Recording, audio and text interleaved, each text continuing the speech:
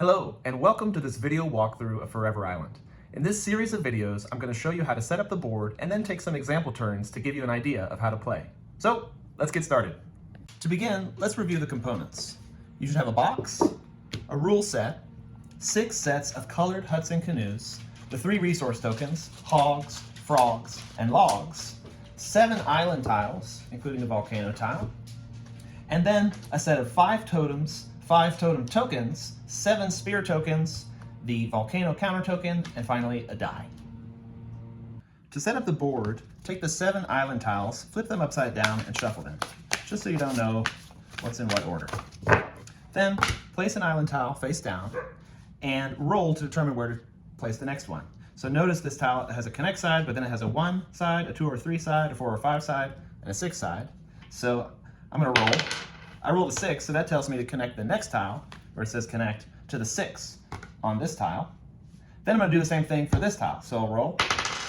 I rolled a 6 again, so I'm going to connect to the 6 side on this tile. I'll use this connect side. Let me do it again for this tile. Oh wow, I rolled another 6, so I'm making a circle here. And so I'm going to connect to that 6. So let me roll again, hopefully we'll get something different. There we go. So I rolled a 5. So that's going to tell me to connect to this 4 or 5 side on the last place tile. So I'll connect here, like that. Then I'm going to roll for this tile. I rolled a 4, so notice the 4 or 5 side has already got a connected tile here, so I'll just re-roll if that happens. This time I rolled a 2, so I'm going to connect to this side. Then finally, I'll roll for this tile. I roll a 1, so I'm going to connect here. So I've got the placement of my island tiles. Once that's done, I'll go through and flip them. Now notice as I flip that it doesn't matter how I rotate them as I flip, just matters that they maintain that same placement relative to the other tiles that we just set up. The rotation, you know, whether I go like this or that, doesn't matter. You can do that to make it look pretty, whatever you prefer. All right, so there is my island layout for this game. It's going to be different every game. So now I'm going to dump the resource tokens into piles on the table. Doesn't matter where.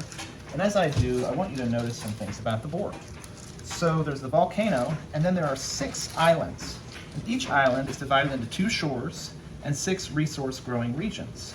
The blue islands grow frogs, the green islands grow logs, and the brown islands grow hogs. So the number of resources on an island at any given time is called the island's fertility. So as I add 4 resources here, this gives this island a fertility of 4. This island has a fertility of 0, but I'm going to add 4 resources because to start the game, every island should have a fertility of 4. You'll see as we go along, that's going to vary as resources grow and are harvested from the island. But they all start out with 4. And then finally, place the volcano counter token on the 3. That's where it will begin the game. Next, each player will select a set of huts and canoes.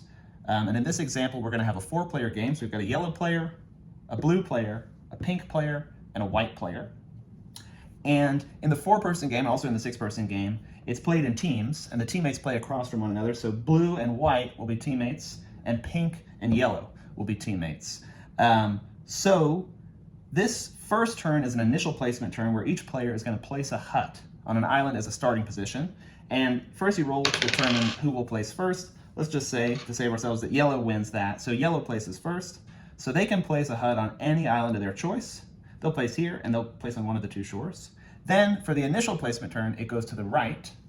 So next, white will place, and let's say they place here.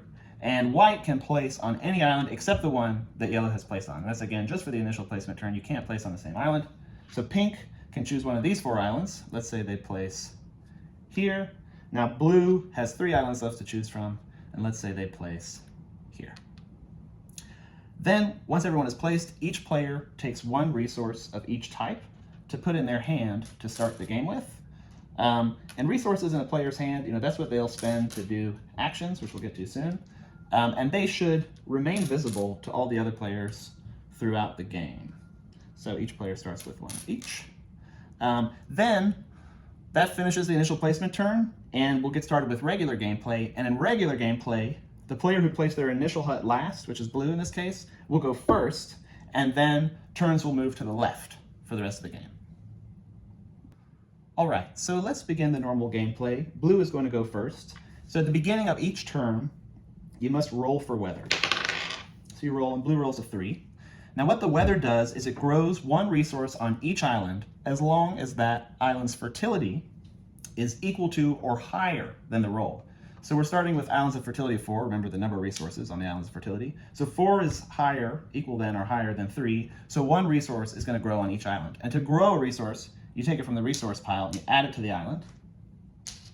So each island grows one resource. Now all these islands have a fertility of 5. Now, if I had rolled instead a 5 or a 6, when these were 4, none of these would have grown. And as we'll see through the game, the fertility of the islands will change. So the lower they go, the less likely they are to grow from the weather.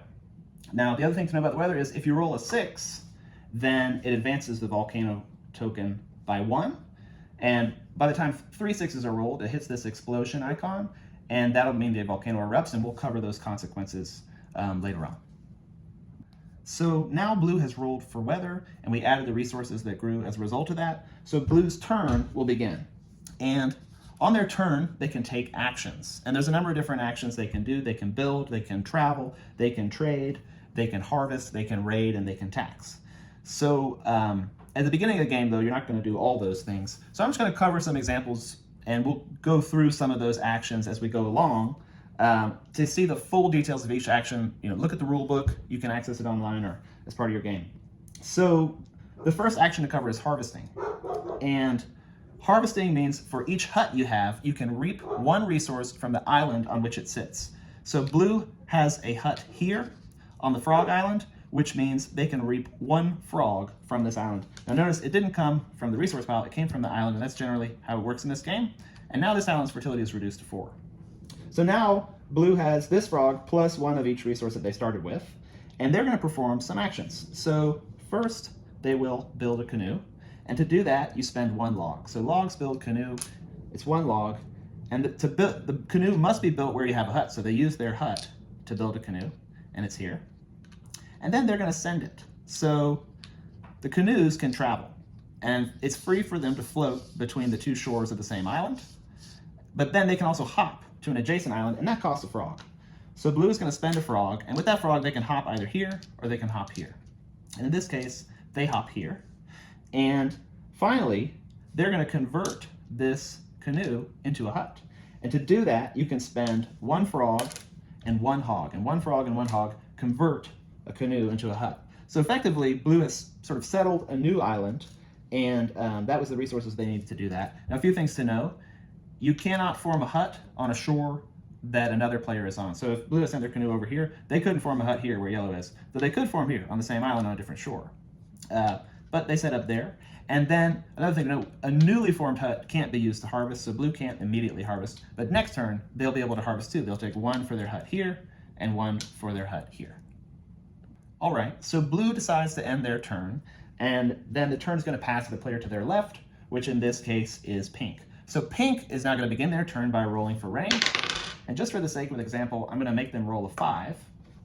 So a 5 will grow 1 resource on each island on this board, except for this one. Why? Because these all have fertilities of 5, which means they're equal to or higher than the roll. But this one only has a fertility of 4, so it's lower than the 5, so it's not going to grow. So you can see how the islands begin to diverge. Now pink is rolled for rain, or for weather, so they can start their turn. The first thing they're going to do is they're going to harvest, and they have a hut over here, so they'll harvest a hog from this island. And then they're also going to build a canoe, so they'll spend a log to build a canoe. And again, they have to build it here where they have a hut. And now we're going to show some trading. So there's different kind of trading that you can do. One kind of trading is bartering, where you just exchange resources in hand.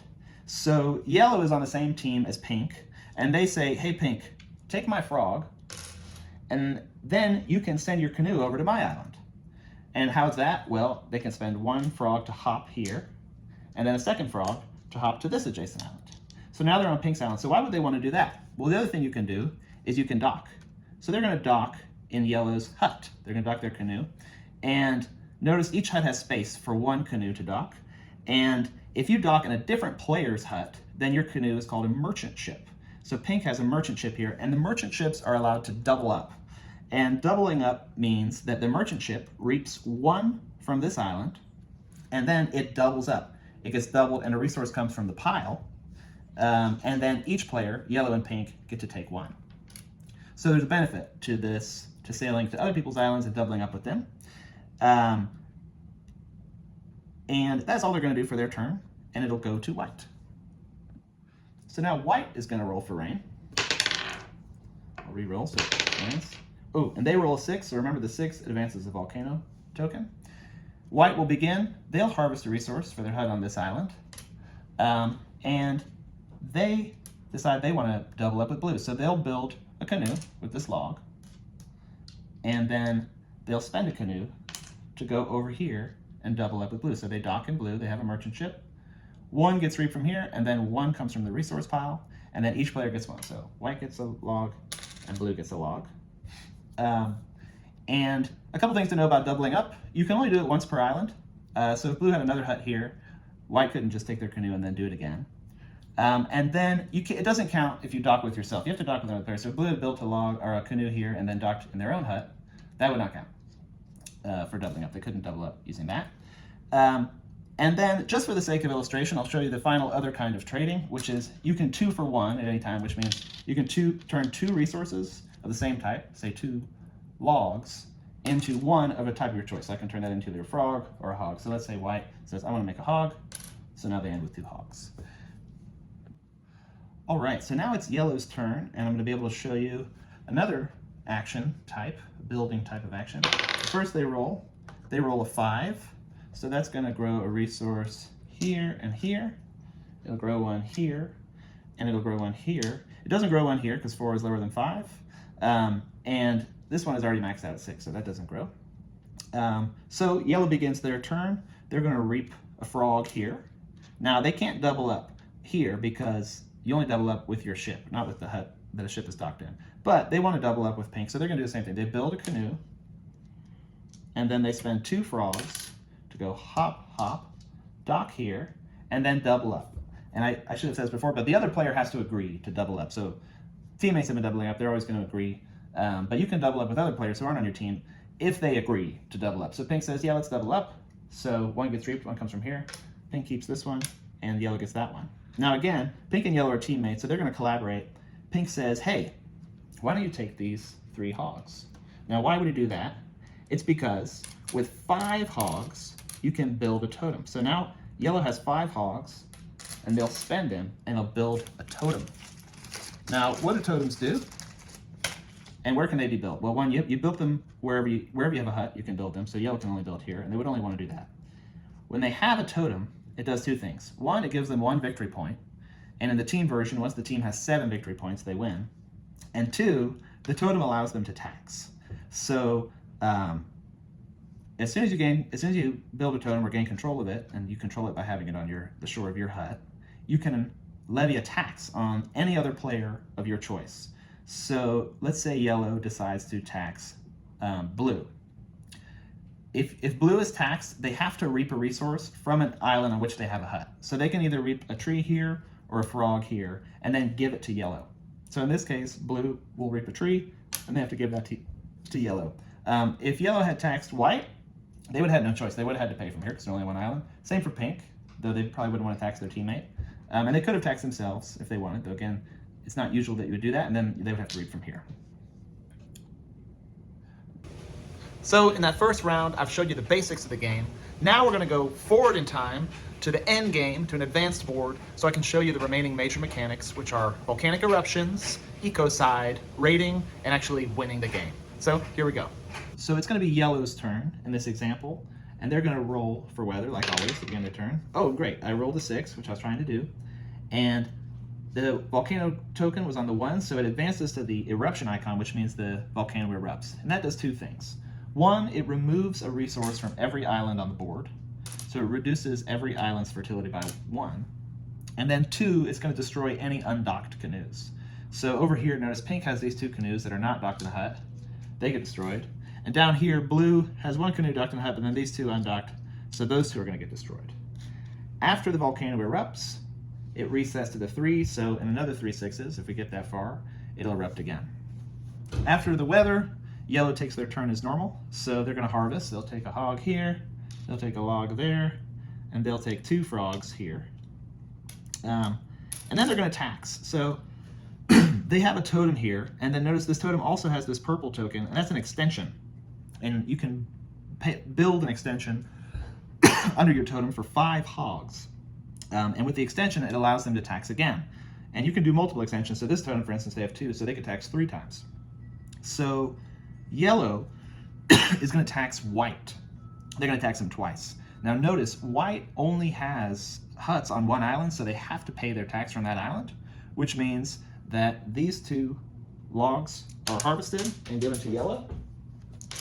And now this island has reached 0, so that's ecocide. As soon as an island reaches 0, all of the huts and canoes and totems on it are destroyed. So pink loses, white loses, and this is returned back.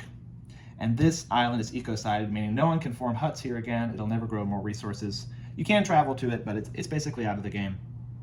Also, what happened with that is that white's last pieces were removed from the board, so white is now eliminated from the game. If they had any resources, they'd be returned to the resource pile. And if both white and blue are eliminated, then pink and yellow would win by elimination. That's one way to win, is through elimination. But blue is still on the board, so for now, white's turn is just going to be skipped, and we'll keep playing.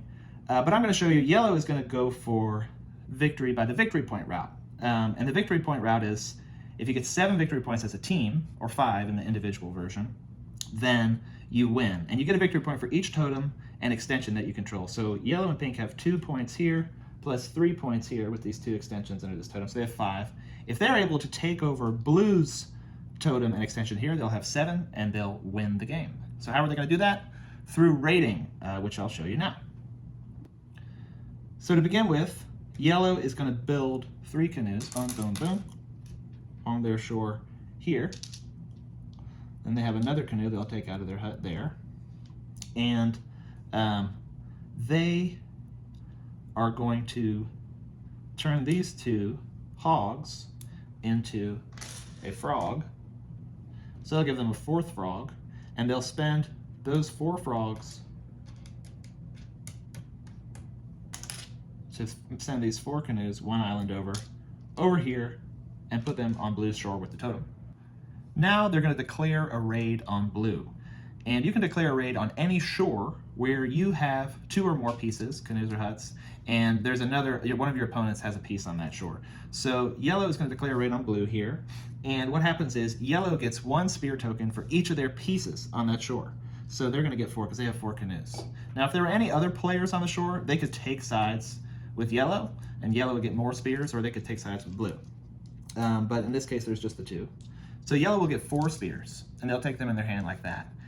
Then yellow is going to choose to throw some amount. So they're secretly going to place some number of tokens in their hand, and then present them forward in their fist.